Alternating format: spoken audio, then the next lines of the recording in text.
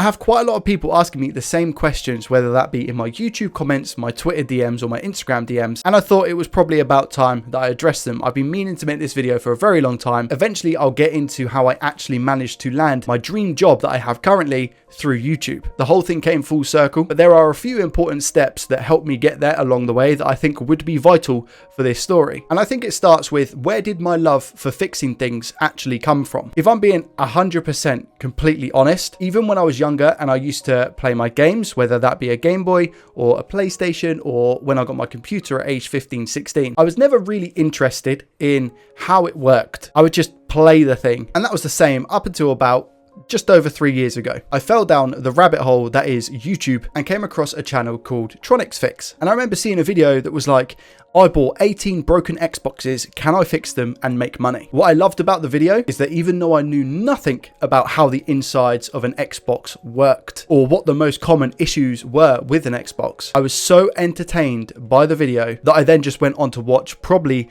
tens of other videos straight after that one. The appeal to me is that even though I didn't know what was going on, I was enjoying it. I then remember being sat at work one day, and I'd been streaming games at this point anyway for years. I had a set schedule. I used to play League of Legends. I'd play Monday, Wednesday, Friday, every evening. I'd probably done that for about 2 years. And I remember distinctly sat at my desk thinking, what if I just started to repair things that I had, which at the time was like an iPhone 5. I knew I had a broken iPhone 5. What about if I just try and take that and fix it with no experience? Me as an average person just trying to fix something with no knowledge. Following videos on YouTube. Then I messaged a good friend of the channel, Elliot Cole, aka The Retro Future, and I said, I'm going to do it. Like, I'm really hyped. Going to start a YouTube channel about fixing tech with no experience and just see where it goes. And that's where Joey Does Tech was born. Specifically, February the 8th, 2020. How did I actually get into repairing things? And what did I start with? My first ever repair was trying to replace the battery on an iPhone 5. I think I kind of chucked myself into the deep end, but I didn't really know any better at that point. iPhone 5s are very fiddly, very small screws. You have to be very careful about where you're putting the screws back, because if you put the wrong one in, it can go through the logic board, cause a bunch of issues. Again, by following guides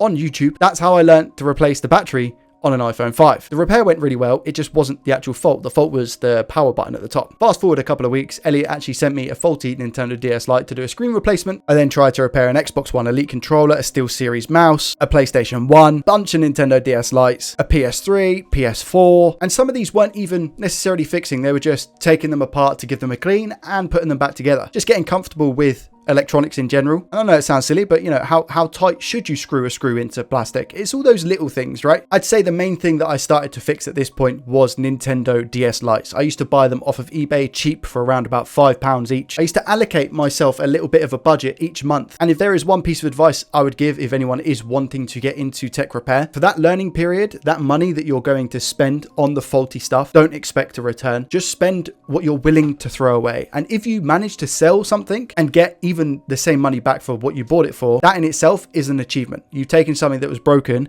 you fixed it, and you saved it from going into the waste. You've given something that lease of life, and you've learned. That is the most important thing. These past 3 years, all I've been doing is learning. I'd probably say from all of my repairs, as you've seen from the series that I'm doing at the moment, Can I Make a Profit Fixing Faulty eBay Stuff? I'll leave a link to that playlist in either one of these corners. I've probably broke even, I'd say. But what I've learned in the past 3 years doing it is invaluable, really. Other electronic stuff that I then went on to repair was I built my first ever PC. I'd done a SNES, Game Boy Advance. I'd done a thermostat for a friend. Game Boy Pockets, Xbox One, Xbox One S, Xbox One X, Nintendo Switch, all Nintendo consoles. The list goes on and on and on. And again, just one after the other, just trying to build that experience as much as I can. I will caveat this and say, I never wanted to practice on somebody else's machine or something that they owned.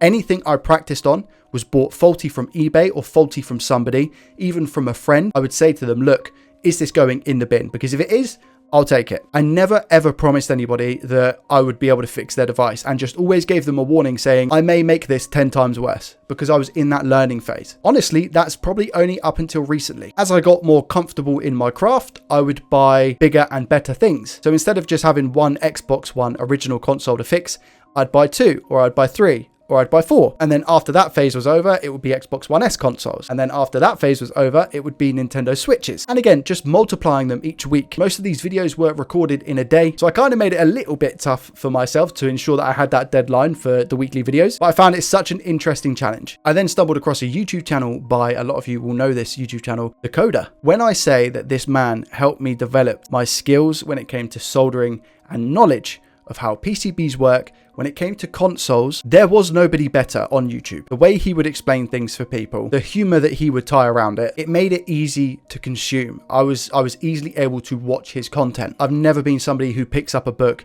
reads things and learns. I have to watch people do it and then do it myself, mess up a bunch of times, which you've seen throughout all my YouTube videos, and learn from it. Phil then became aware of my YouTube channel and I started flooding him with questions. And I can't remember a time where he didn't answer me. And for that, his content, along with Tronics Fix, it's helped Joey Does Tech massively. For other soldering techniques and just learning more things along the way, again, being able to diagnose, I would say that another YouTube channel I found extremely useful was Northridge Fix. Again, the way that Alex explained things just stuck with me. And what do all of these channels have in common? They're all on YouTube. YouTube is like the head of this massive learning umbrella, and then it filters through to like tens of different channels that I've been learning from. And if you were to combine all of the tech repair channels on YouTube, you have Hugh Jeffries, you have Lewis Rossman. I'm not going to name them all because I will forget. I'd love to know how many people have actually got into tech repair because of these channels and because of YouTube. And for that, I'm massively grateful. At the very start of this journey, I started off with bare basic equipment. The first thing I bought was a blue mat, a soldering iron on Amazon for £15, and a screwdriver set. The months that I would have good months and fix quite a few things and then make some profit, I would invest all of that along with the money that was generated through YouTube. I was then able to upgrade all of my equipment. So I was just putting everything back into my YouTube channel, buying more things and learning, upgrading my equipment. Then with that came the wick and the solder and the flux. I bought some horrendous liquid flux to begin with. It wasn't great. That includes, you know, the lighting setup, the cameras, the microscope that I have that's right here from Andenstar. And it almost became like a bit of a game for me. Let's fix it, let's make profit, let's upgrade it, and just continuously doing that. I really enjoyed it and still do. Now, Joey, you say you landed your dream job with YouTube. What do you mean by that? I want to say that I had been working in IT support since either 2017 or 2018. Fast forward to September 2021. I wanted to be able to take my tech repair into another level by making it a full-time job. I think that's quite a big step, taking something from a hobby to a career. It's the dream, I think. I saw an advert pop up. The job was for a phone and tablet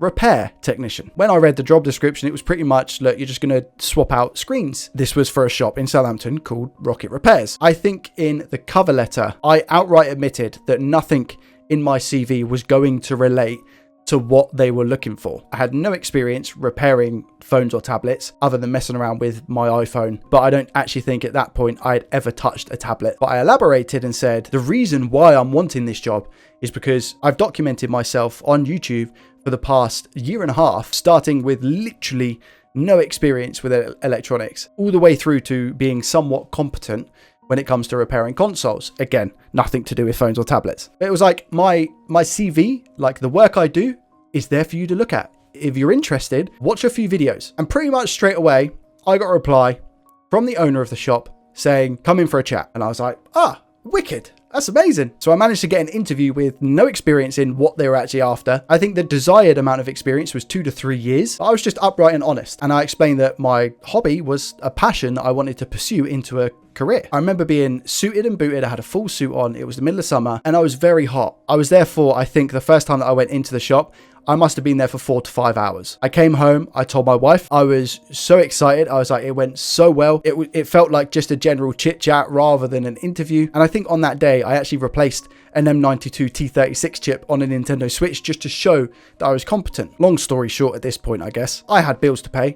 And I said to the owner of the shop, I want to be paid exactly what I'm currently on at my old job. And he was like, leave it with me. We'll see what we can do and we'll get back to you. And if I remember correctly, he actually said he'll get back to me next day or Sunday. I think the interview was like on the Friday. Saturday comes, I hear nothing. Sunday, nothing. Monday, Tuesday, Wednesday, Thursday, Friday. Saturday, I hear nothing. So it's been a week since I had my interview. So I followed up with a very polite email just saying, assuming I haven't been successful for the role, could you please offer me some feedback or advice on what it is that I could potentially do for next time to land myself the job? Blah, blah, blah. There's a few other emails back and forth at this point. So on that occasion, unfortunately, I was unsuccessful. I still kept on the YouTube grind. The person who owned the shop, Sean, was still watching my YouTube videos. April 2022, so about, I think, 6-7 months later at this point, he reaches out again and he says, I'm sorry we couldn't take you on before. I want to take you on now for exactly what it is that you wanted. So I said, okay, I'll have a think about it and I'll get back to you. I probably spent about 10 to 15 minutes thinking about it. And then within the next couple of days, I sent him an email back just saying, yep, happy to go ahead. Let's get the ball rolling. I then had to wait a few months. My wife was pregnant. I had paternity leave and I didn't end up starting that role until September 2022. My role at Rocket Repairs is to repair what I can and also make YouTube content along the way. What's really cool, I find, is that with my previous job, I was doing it to pay the bills and I was just kind of getting by. I did like that job. It wasn't like I disliked it in any way, shape or form. I just needed something fresh and new. And I thought, what better thing to do than my hobby as a full-time job? All the previous years on YouTube that I'd been documenting my journey, learning, and pretty much breaking even on the stuff that I was repairing, I was profiting massively from learning. I wouldn't have been able to get the job at Rocket Repairs if I didn't have that experience from diagnosing PCBs and fixing electronics, as well as making YouTube videos, because ultimately that's also a big part to play in why I got the role. I hope you enjoyed this video. I know it's a little bit of a weird one and it's not usually what you see. If you have any questions, just leave them down below, any comments, and I'll do my best to get back to as many as I can. I'll leave a link to my Amazon shop below as well, just so you can see what tools it is that I use. There'll be affiliate links, so I will get a kickback for anything you purchase. Thank you for watching. I hope you enjoyed it and I will see you in the next one. Peace.